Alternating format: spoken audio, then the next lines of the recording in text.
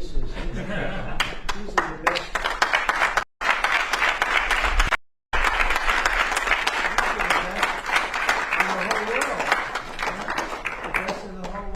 IBM, the whole group, huh? What a wonderful culture and what a wonderful group of people. Thank you very much for coming. It's really nice. Thank you. Come on, I'll slide over here.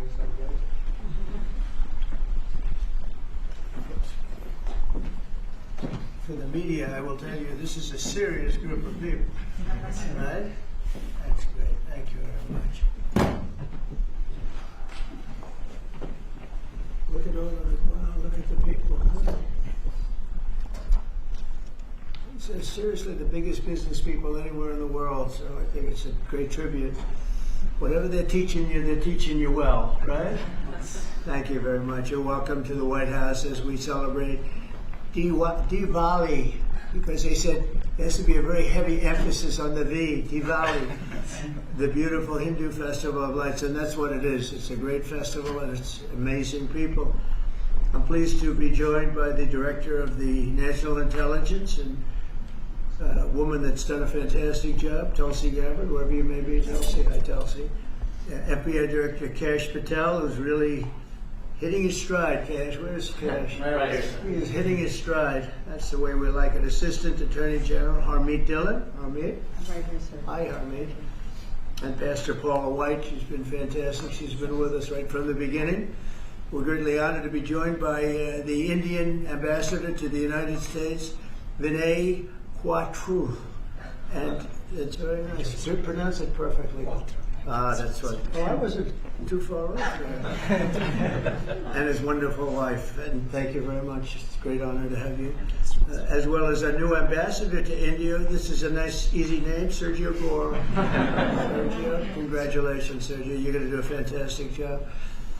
And thanks as well to incredible Indian American business leaders, the biggest in the world, really. If you look at these companies, what they've done, the biggest in the world. CEO of IBM, Arvind Krishna, and Arvind, congratulations. I know you're working hard on a couple of jobs that I'm watching, and good luck with them, right? Yes. Good luck. It's amazing what you've done.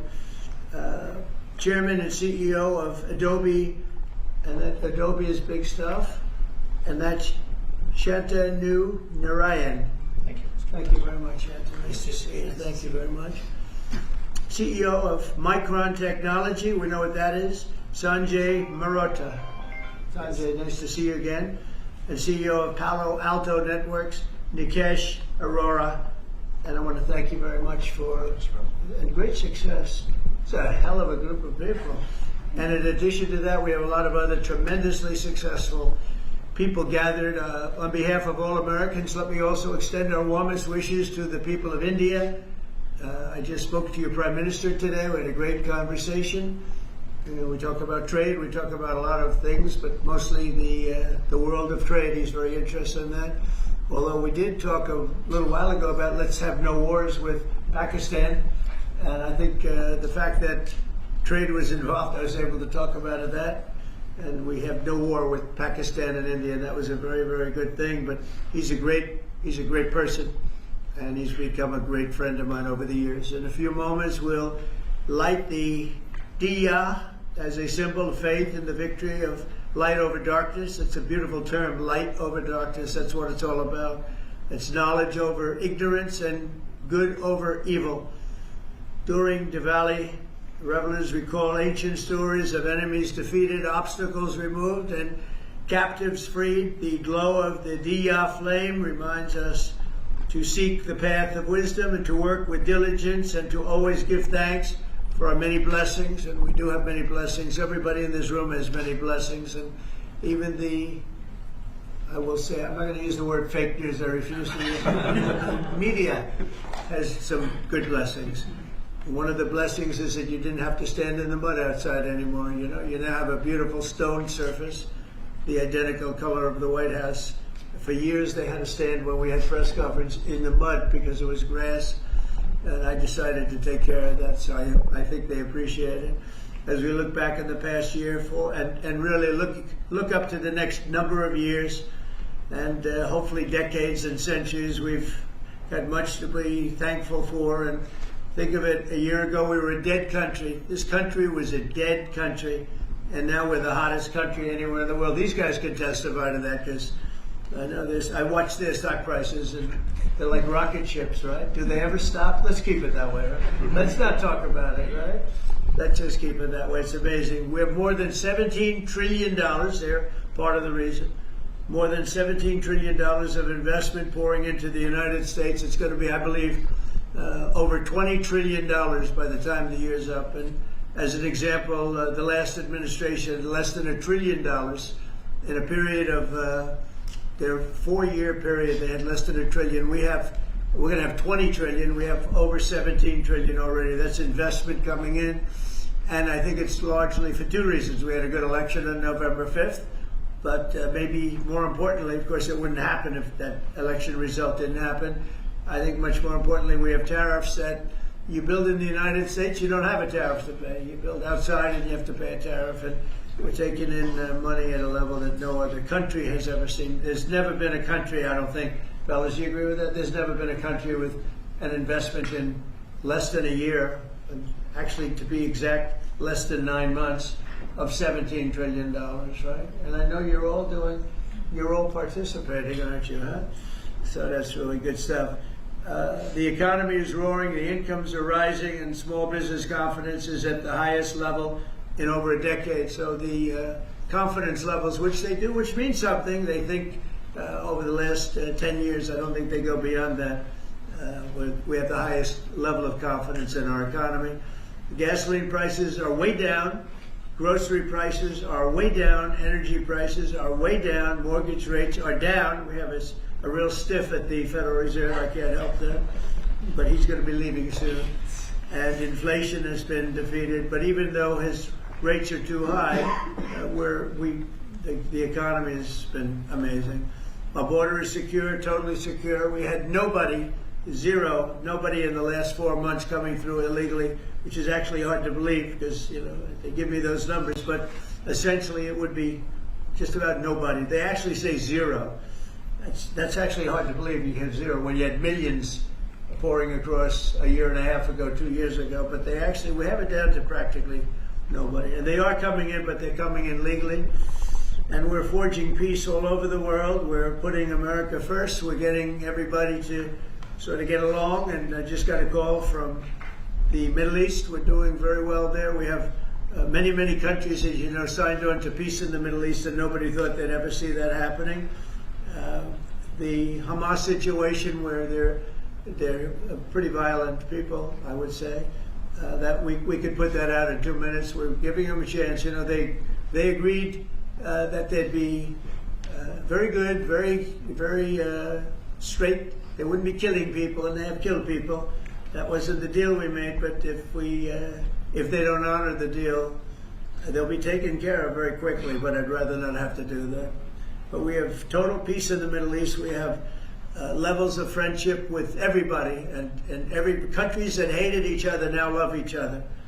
Nobody ever saw anything like it. I think you guys are pretty surprised over here, right? You're surprised, but a lot of people are surprised. Are you guys surprised? Peace in the Middle East. You've been hearing about it for as long as you've been alive, and it's been a lot longer than that. You're still pretty young, but we have peace in the Middle East, and so as we light the Diya, we look forward to a new year and a greater peace and a greater everything for all of us. And we want tremendous success, tremendous health. We're doing a lot of things in the world of health.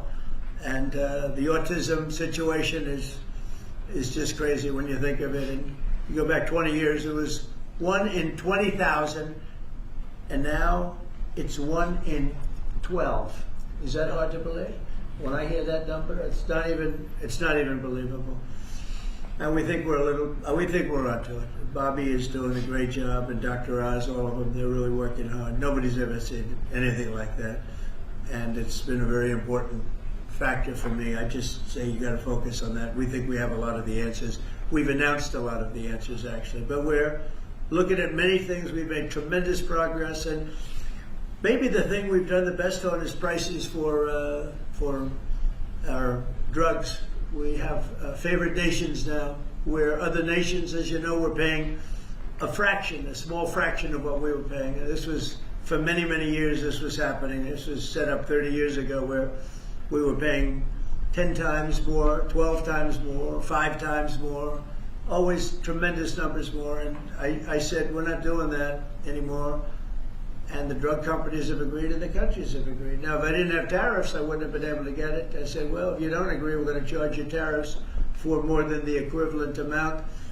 And amazingly, everybody agreed. So our drug prices are going to be coming down 100%, 200%, 300, 400, 500% in some cases. A pill that cost $10 in London would cost $120 in, think of it, $120 in New York or any place in this country. A drug that cost $86 in Berlin cost $1,300 in New York and throughout the United States. So we're not doing that anymore. So we're just not doing it anymore.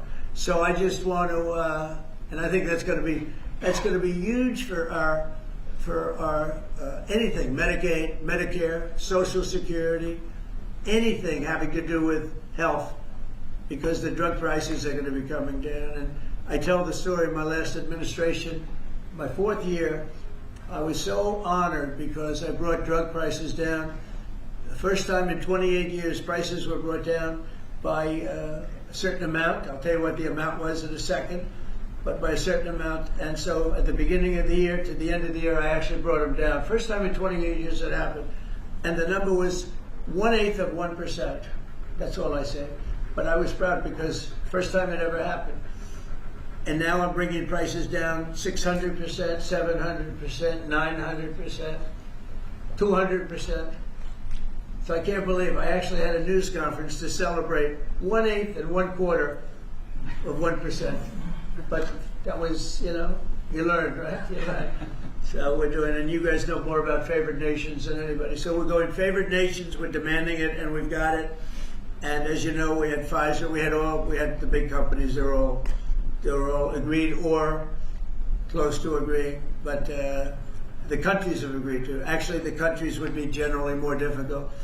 If we didn't have the power of tariffs, they wouldn't have agreed. They would have said, nope, you got to pay 10 times more than we're paying. We were paying 10 and 12 times more than other countries for the exact same pill made in the exact same lab or factory. So it's an amazing thing. I think it's an absolute game changer. Nobody's ever even heard of a thing like that. And you'll see the results over the next year and a half, and I think it's great. So I'd like to ask a person who's really been fantastic. We'll ask a few of the people to say a few words. You're on international television, so don't get nervous. Cash, would you say a few words, please? You've done a fantastic job. Well, thank you, Mr. President. It's an honor to be a first-generation Indian American whose parents lawfully immigrated to this country.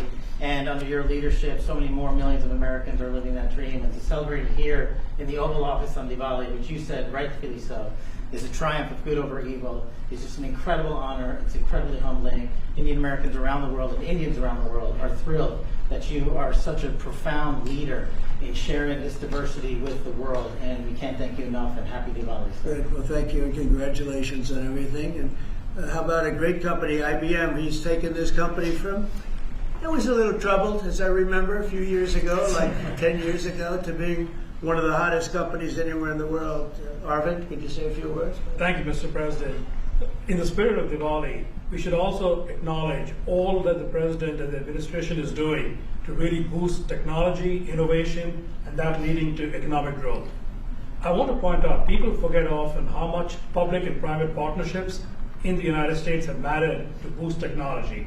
You look at semiconductors, you look at space, you look at the internet, mobile, and hopefully quantum down the road. So, Mr. President, I'd like to thank you for all that you're doing to boost our technology leadership. Well, you have done amazingly, and I just think it's incredible. I know exactly what you've been through, because it was a troubled company until you came along, and you made it very untroubled. You made it a rocket ship, so I congratulate you. Thank you, Arvind, very much.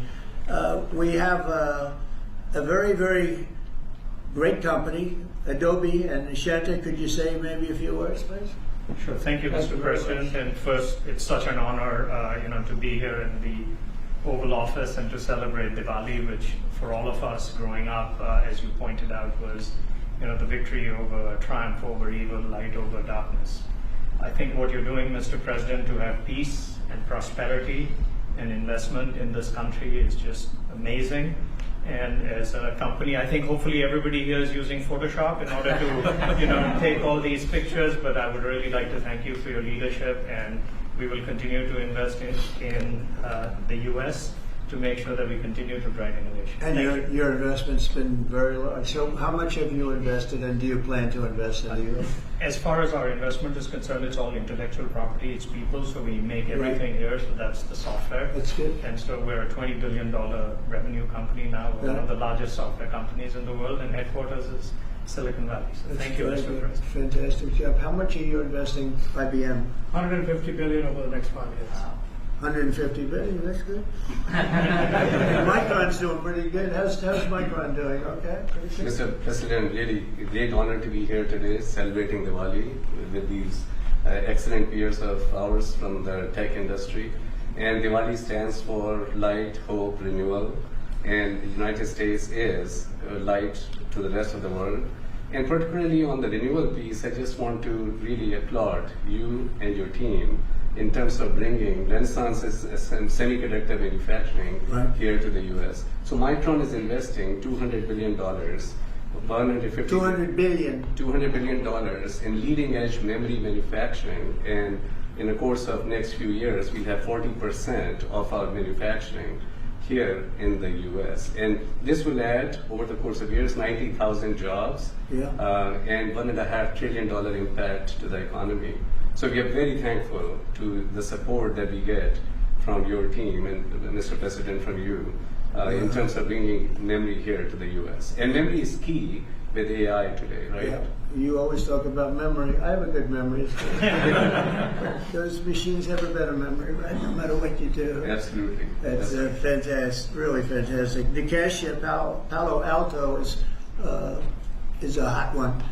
And tell me about that. Go ahead, please. Mr. President, thank you for having me here, and it's a pleasure and honor to be Great here honor. to celebrate Diwali with you. As my colleagues have said, this is a triumph of good over evil and prosperity, and what you've done the last 9 months in terms of making the United States one of the most business-friendly administrations and allowing us all an opportunity to invest, not just in technology but in our people, is just amazing. We are now the largest cybersecurity company in the world, and we just recently That's good.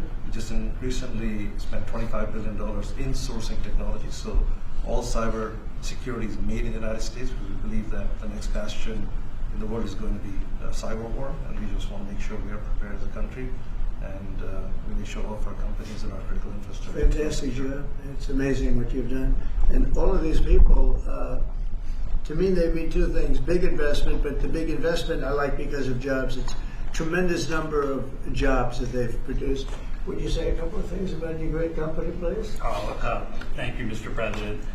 I'm with Stone Point Capital, private equity, which I'm sure you know, and we just raised a new $11.5 billion fund, and we obviously invest very heavily in financial services technology, and so it's actually an honor to be here in the Oval Office with you, and as a fellow Weekwood member too, I've always it's always a pleasure to be with you, and I got to tell you, you're the best president that I've ever seen, and we're so proud of you. Thank you very much. I'm glad I asked him to say that. Would you like to say something about the great job you're doing? Right here. Anybody back here? These are all incredible people that everybody looks, in the business world, everybody looks up to them. Please, go ahead. Would you like to say something? Thank you for your Go ahead, leadership. please. Thank you for your leadership. I love that. I love this. I didn't ask him. I'm running a tech business for 21 years. We build products on AI and machine learning. Thank you, Mr. President. And it's going great, right? Yes. Good.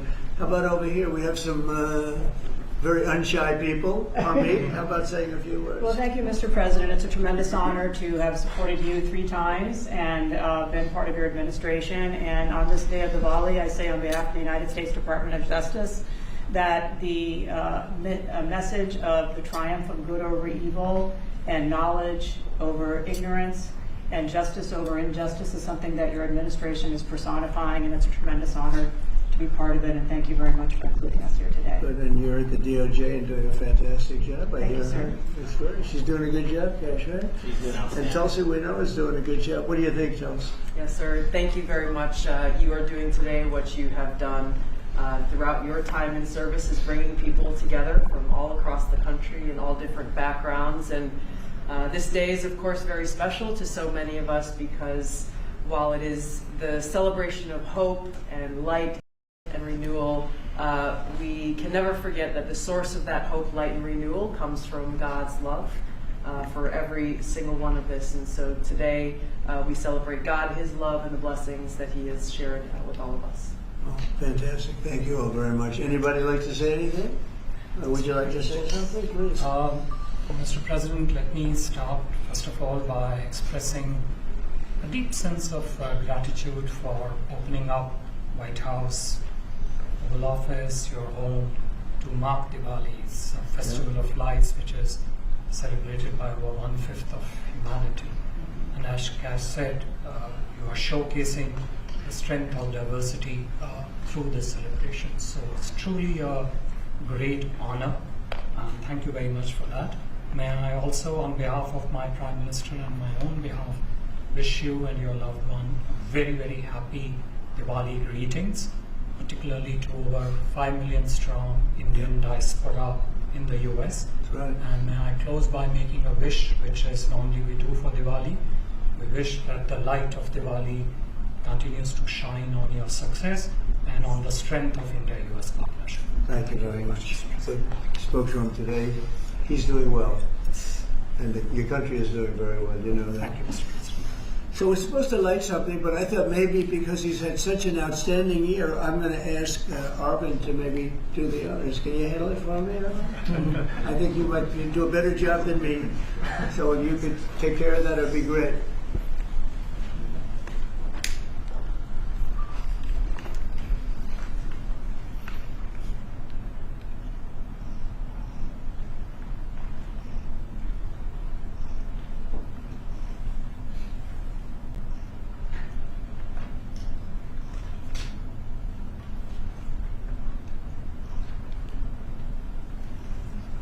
Well, he's done a good job. I didn't know you were supposed to do that. I'm glad I asked you to do that.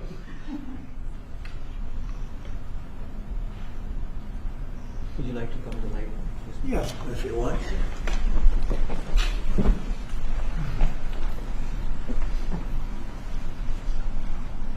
Okay.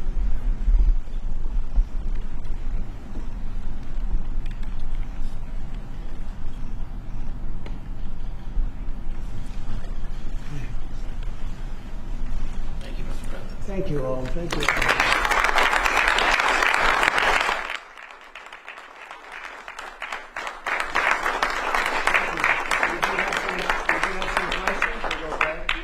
Mr. President, the meeting with Vladimir Putin is canceled or put on hold. Do you know what happened there, and does that affect your decision whether or not to send tomahawks? to Ukraine? No, I don't want to have a wasted meeting. I don't want to have a waste of time, so I'll see what happens. But we did all of these great deals, great peace deals. They're all peace deals, agreements, solid agreements, every one of them. But this one, and I said, go to the line of battle, the battlefield lines, and you pull back and you go home, and everybody takes some time off, because you got two countries that are killing each other. You got two countries that are losing 5,000 to 7,000 soldiers a week. So we'll see what happens. We haven't made a determination. Are you asking the Justice Department to look into the federal investigations into you and look for compensation, and how much are you asking for? Who's asking for what? Are you asking the Justice Department to pay you compensation Whose for compensation? your federal investigations into you? Are you asking them to pay compensation, and how much? Into me? I don't get any compensation. I do it for nothing. I gave up my salary. Into me? No, it's going to be the Justice Department. Are you asking them to pay you compensation for the federal investigations that happened to you? And how much are you asking for? Well, I guess they probably owe me a lot of money for that. Probably, yeah, that's true. That's very interesting. No, I get no salary. I gave up my salary. It's a good salary. Not as much as these guys make, but that's okay. It's a lot of money. And I don't, as you know, I didn't take it in the first 4 years. I'm not taking it in these 4 years either. But as far as all of the litigation and everything that's been involved, yeah, they probably owe me a lot of money.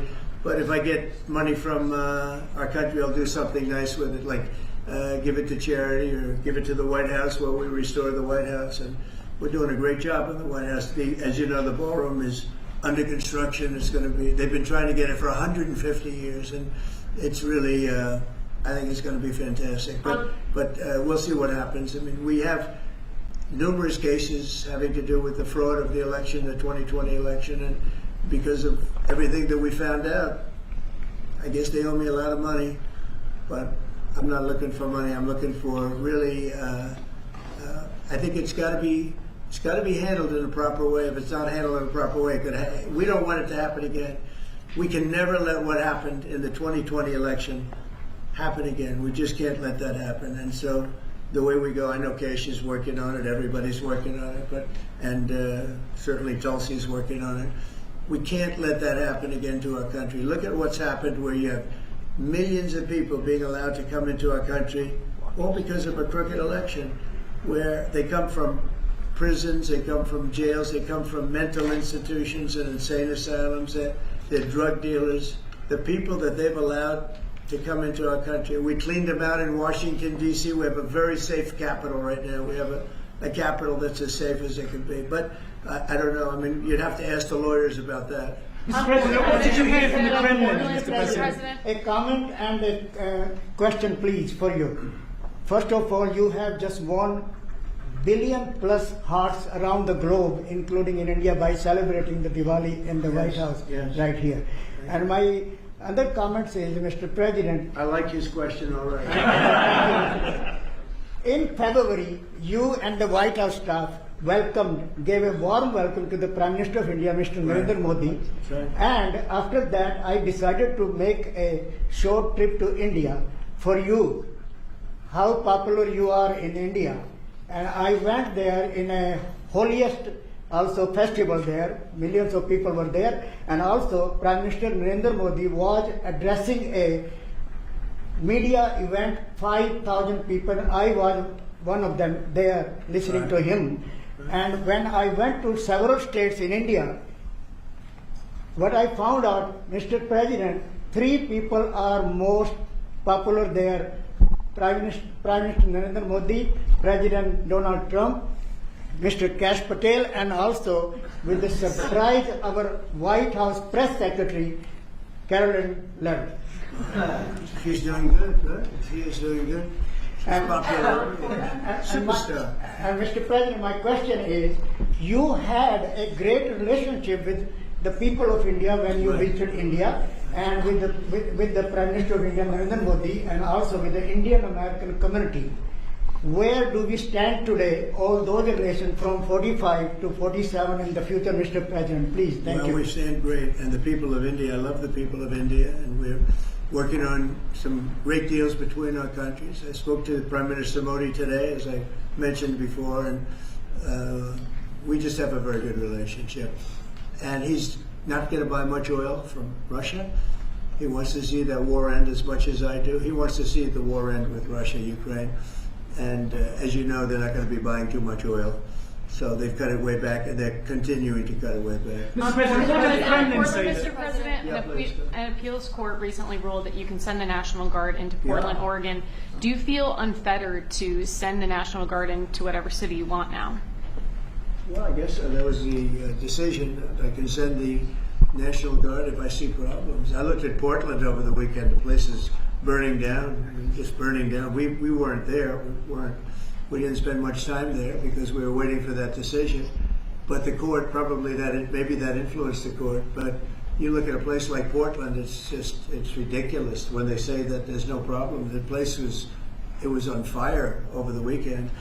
But we won the case in Court of Appeals. I think it was the Ninth Circuit, so that's pretty good. And a very strong opinion that we have the right to use the National Guard. You would think that would be common sense. We have the right to use the National Guard to put out trouble. Well, that's how I got elected. one of the reasons I got elected. Mr. President, what changed your mind after talking to Vladimir Putin between then and now? Why did you think that a Budapest summit might be wasted time? Well, I didn't say anything. I didn't say it would, and you never know what's going to happen. But a lot of things are happening on that front, on the war front with Ukraine and Russia. And we'll be notifying you over the next 2 days as to what we're doing. Did you hear something? A lot of things are happening. Did you hear something? I think we're going to get it solved. Yeah, please. Mr. President, on Ukraine, do you still see a chance for a ceasefire? And what is Putin asking for? Do you still see a chance for a ceasefire? And what is Putin asking for? I do. It's a vicious look. It's a vicious war. It doesn't really affect us. We sell equipment to them. We sell equipment to NATO, and NATO gives it to Ukraine, but we don't pay anything anymore. Biden spent $350 billion. The war would have never happened if I were president. Would have never, not even a million years. And Putin knows that too. Would have never happened. But it did happen, and I came in, and I have to see if I can put it out. But it doesn't affect us because we're not losing soldiers there. Although, when I first came in, that could have ended up, it's not going to happen, but it could have ended up in World War III. That was really out of control. So now it's they're shooting and they're killing people, and I think Putin wants it to end, and I think Zelensky wants it to end, and I think it's going to end.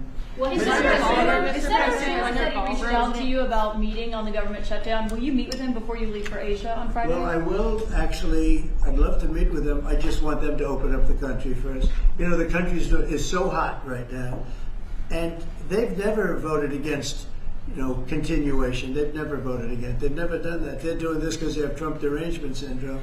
But I would love to meet. I would like to meet with both of them. But I set one little caveat. I will only meet if they let the country open. They have to let the country open. The people want to go back to work. They want to be served. They need the services of some people, and a lot of people need the money, the payroll. So I'll do it as soon as they open up the country. I'd like to meet them. So you won't meet with them until just to be clear, you won't meet with them until the government's open. The government has to be open, yeah. The government has to be open. You know how long it would take for them to do that? Just say, okay, government's open, that's it. There is nothing. They're not negotiating. What they're doing is saying they lost the negotiation when we got the great big beautiful deal done.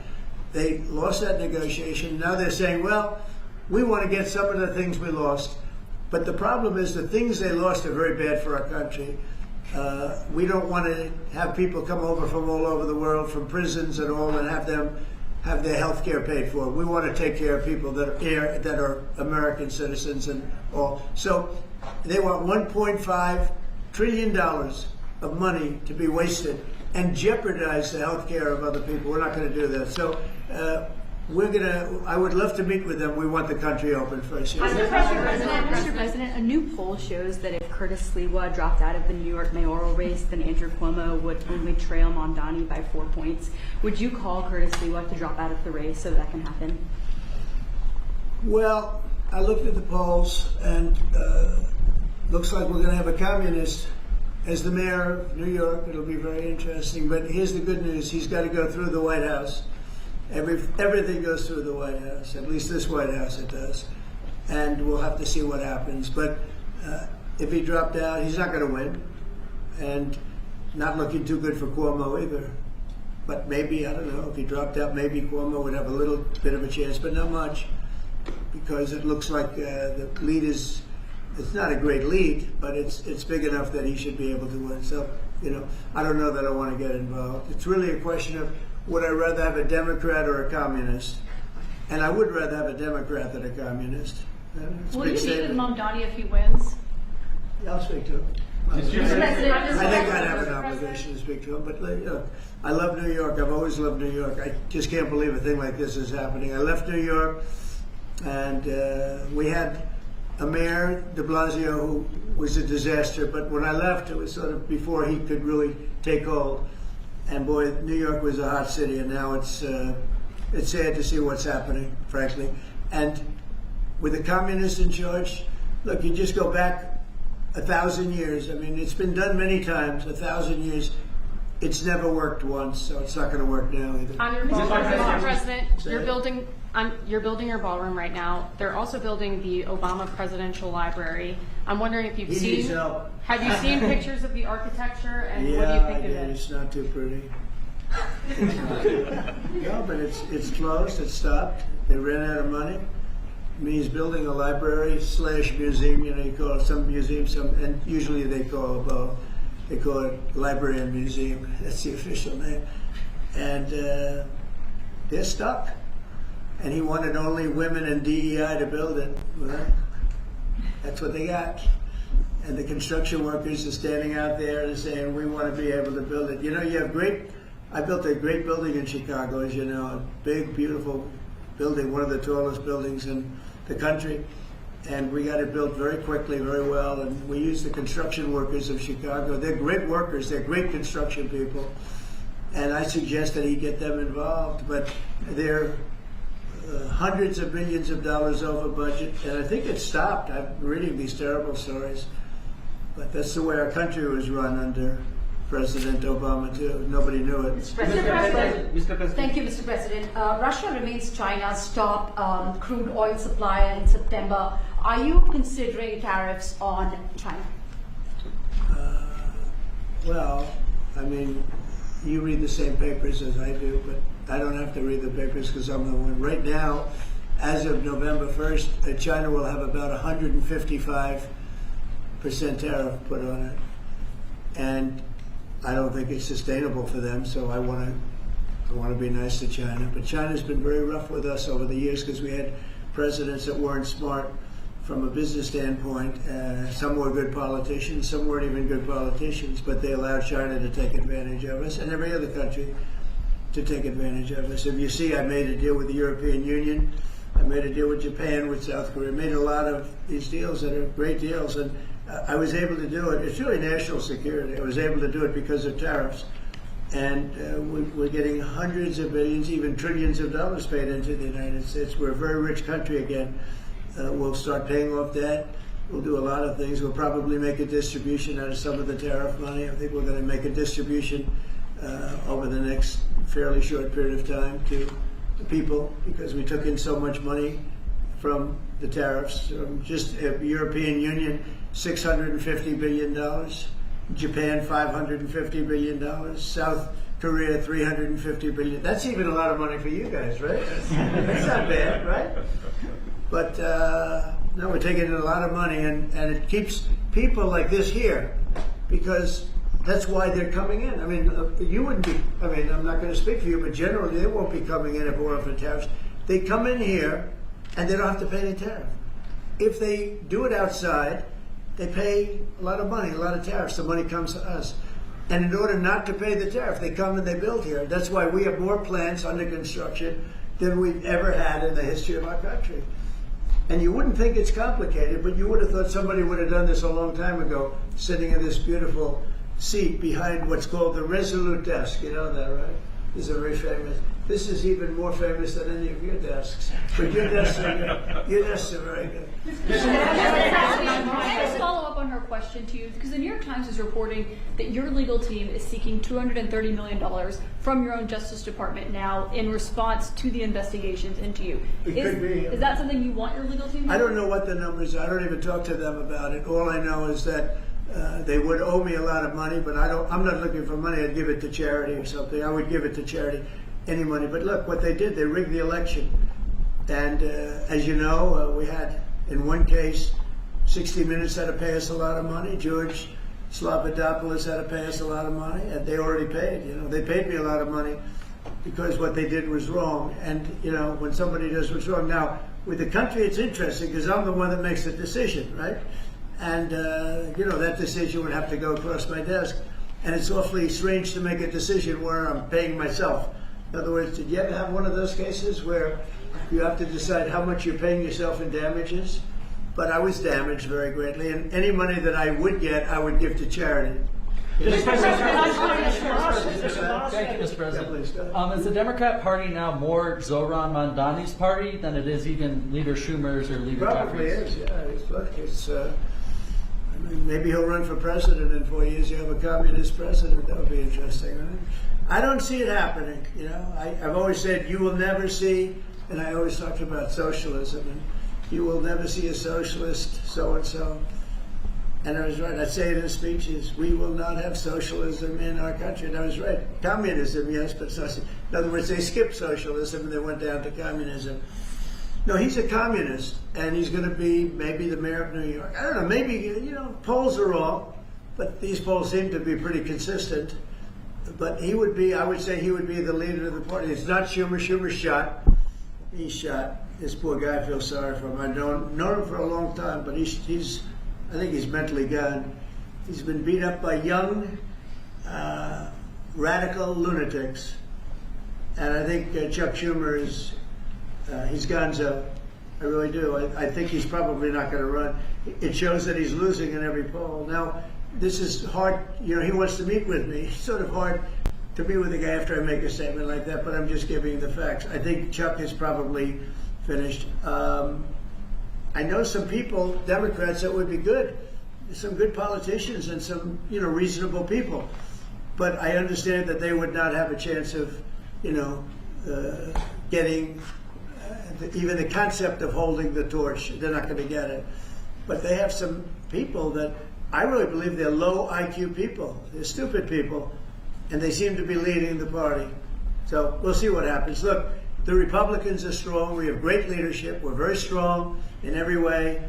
And we're going to keep it that way. But we are really a strong party. You know, our party's grown magnificent ever possible. Look at the election where I won popular. I won everything. I won all 7 swing states. If you win 3 or 4 swing states, you're doing great. I won all 7 by a lot. And I think the best thing when you look at districts, 2,700 versus 525. That's big. That's why the map shows all red.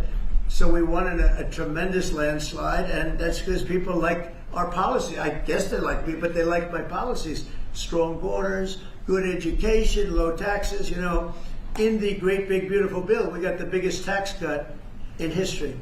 Not only no tax on tips, no tax on Social Security, no tax on overtime, we got the biggest tax cut in the history of our country in the bill that we just approved. And I think people see that and they like it, and that's why we're doing well, but they are not. They do not have leadership. Thank you very much, everybody. Thank you, guys. Thank you very much. Thank you, guys.